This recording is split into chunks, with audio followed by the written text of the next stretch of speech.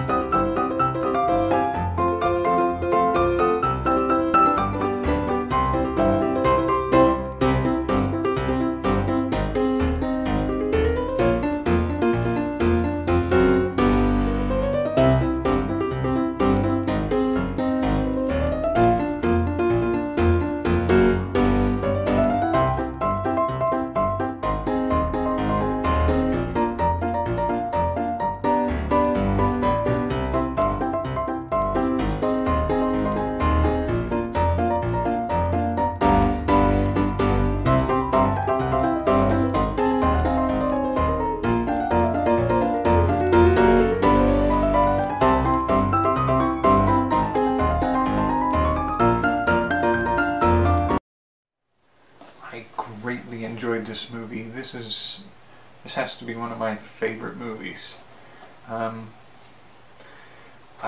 mean, the story itself is easy to take as just fun, but the comment it makes about the relationship of the creator and the created, the comment it makes about who art is created for and by, the whole conversation about what it has to say about how we relate to celebrity, identity, cults of personality, art. I mean, it's the layers are there. You don't have to take them though. You can enjoy it on any level you choose to take. It touches a lot of those points. So I think artistically it really is a philosophical and somewhat amazingly complex story if you want to go to that level for it. But you don't have to. And that's what's so good about this movie. And it's fun. It's an enjoyably acted and portrayed, and I like the fact that in watching some of it, you sometimes forget that you're talking about actors and actresses playing people who create people that don't exist. It's like people pretending to be people that don't exist, creating people that don't exist. And it's when you catch yourself thinking that way, it's a bit of a surprise and then like a chuckle because of it. But that said, I would rate it, I'm gonna say, an 8.7 out of 8.8. I think that's about as good a movie as I can imagine it being from that source. But the other part of this is taking it over to what it inspired. And interestingly enough, I find most of the ideas that I have here for what it inspired a little less lighthearted and fun, like this movie can be, and a little more serious and in some cases a little bit dark.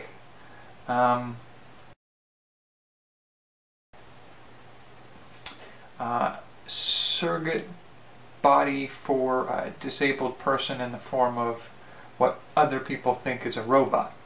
So taking it out of the virtual realm and basically putting up a setting of somebody who's disabled, and society tends to view them as a burden on society and something to be patronized and handled.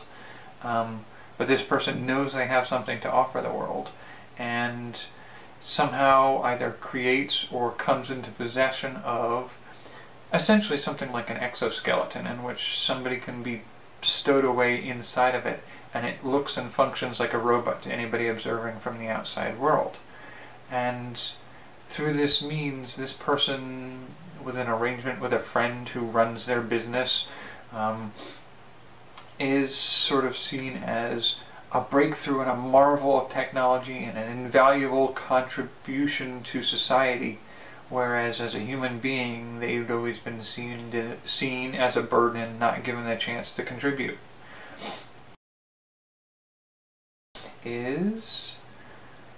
What if instead of one person controlling a simulation, it's multiple people? There have been cases in history where a profound scholar or alchemist or somebody who's written many, many volumes on a given field is seen as possibly being more than one person.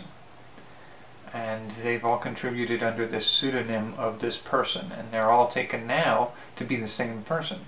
What if that's the case here? It's a sort of a group of people agreeing to create this mythical person who would represent a lot of the ideals of whatever field they're in, like acting or singing or something to that effect.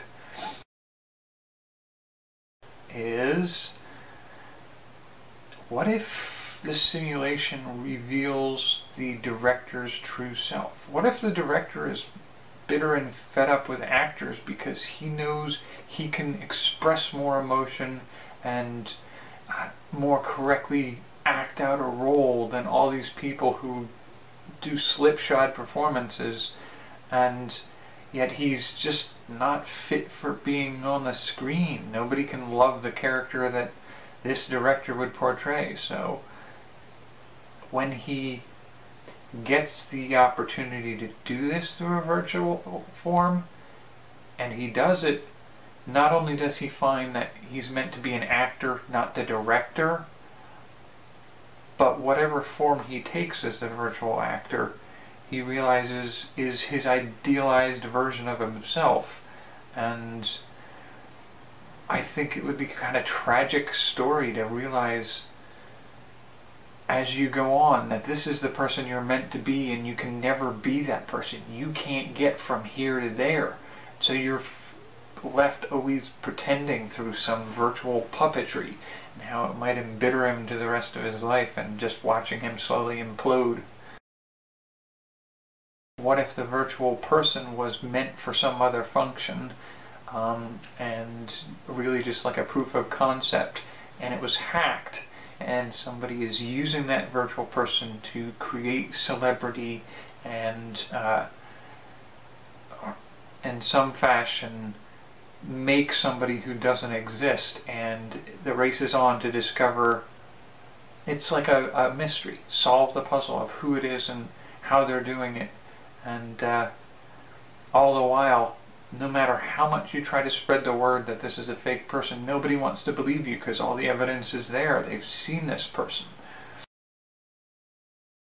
What if instead of a celebrity, it's a business tycoon? One who controls entire industries or influences whole sectors of the world. And sort of like a Tony Stark kind of celebrity character without the Iron Man aspect. And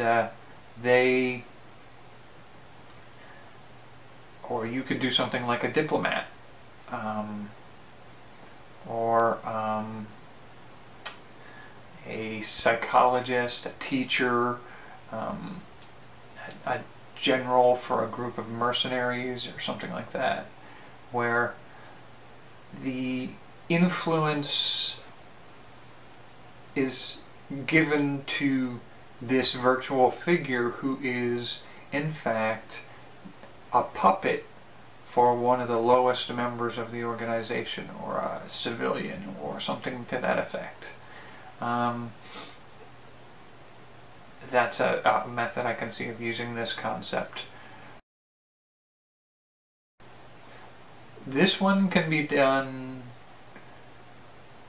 seriously or kind of funny. I imagine an important figure and an important celebrity dies at an important time and something needs to be finished. We've seen it actually happen to a certain degree in some movies, like I think one of The Crow, I think the movie The Crow, they had to do some careful editing to put scenes in to finish up his role as the main character when he died on shooting, and when he died in the movie. So we see something like that, but to take it further, where like a series, somebody dies in the first movie and you have to fill in for the next 2 out of 3 movies. But there's also the possibility of doing this slightly silly. Some of you may remember a movie called Weekend at Bernie's. I can imagine doing something like that with a virtual person, where it's important, like the owner of the business or the boss of a subsidiary company dies before important things are done for the constituents of that company. So they have to pretend like he's still around, and they get trapped in the habit of having to keep playing with this puppet of a dead person. But it's a virtual person. You don't have to haul a body around. But arranging some of that could be kind of fun. So those are the ideas for Simone right now. And next week we'll be looking at another board game. Hope you'll be there for that, and hope this inspires something in it.